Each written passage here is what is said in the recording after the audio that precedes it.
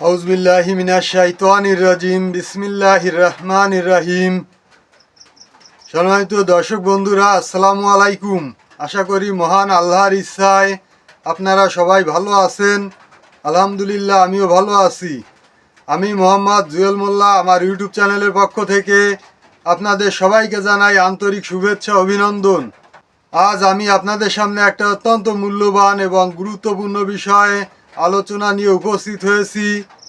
আজকের আলোচনার বিষয়, কয়েকদিন আগে চৈতালি রানী নামে এক হিন্দু মহিলা, হাইকোর্টের একজন আইনজীবী, ওই অসভ্য মহিলা, ওই খানকি মাগি, বিশ্বা মাগি, সে বলেছে বাংলাদেশের মধ্য দিয়ে আলাদা একটা প্রদেশ করার কথা, সেখানে শুধু হিন্দুরা বসবাস করবে এবং ওই প্রদেশটা হবে শুধু হিন্দুদের জন্য।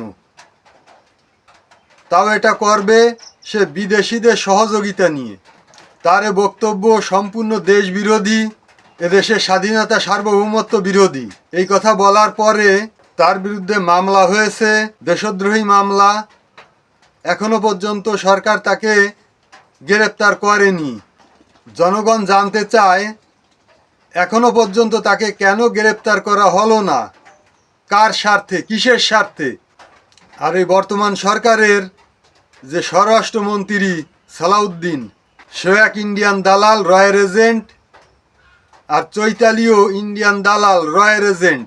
সালাউদ্দিন বলেছে এটা তার স্লিপ অফ টাং, অর্থাৎ ভুলবশত মুখ থেকে বেরিয়ে গেছে, অর্থাৎ ভুল করে বলে ফেলেছে। এই কথা বলা মানে তো সম্পূর্ণ তাকে সমর্থন করা। জুলাই আন্দোলন সফল হয়েছিল বলেই বর্তমান সংসদের জন্ম হয়েছে এবং সালাউদ্দিনের মতন লোক স্বরাষ্ট্রমন্ত্রী হতে পেরেছে।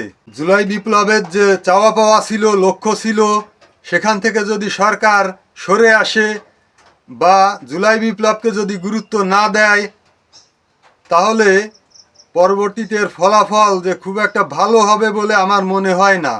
এখন দেখা যাচ্ছে যে ইউনূসের হাতেই এই দেশটা অনেক নিরাপদে ছিল।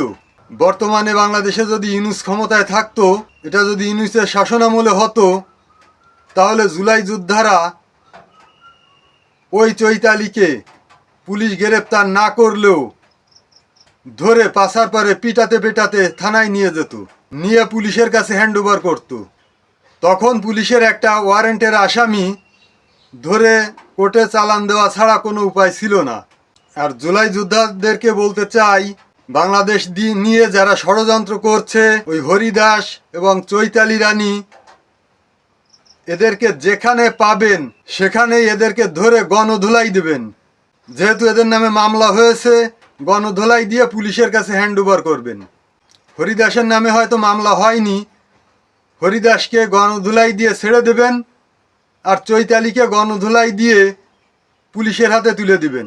অনেকে হয়তো বলবেন যে ভাই আপনি কি করছেন। আমি তাদেরকে বলতে চাই, ওই চৈতালি রানী তো আমার এলাকায় থাকে না। ও যদি আমার এলাকার বাসিন্দা হতো, তাহলে এতক্ষণ আমি চুপ করে বসে থাকতাম না, কিছু একটা করে দেখাতাম। সম্মানিত দর্শক বন্ধুরা, এই ভিডিওটা প্রচুর পরিমাণে শেয়ার করবেন, যেন সবাই দেখার সুযোগ পায়। এই ধরনের ভিডিও নিত্য নতুন পেতে আমার চ্যানেলটাকে সাবস্ক্রাইব করবেন এবং অল বাটনে চাপ দিয়ে নোটিফিকেশন বাজিয়ে রাখবেন। তাহলে পরবর্তী ভিডিও ছাড়লেই আপনার কাছে পৌঁছায় যাবে। সেই পর্যন্ত সবাই ভালো থাকবেন। দেখা হবে ইনশাল্লাহ আগামী ভিডিওতে। সেই পর্যন্ত সবাই ভালো থাকবেন, সুস্থ থাকবেন। সবাই দীর্ঘায়ু কামনা করছি।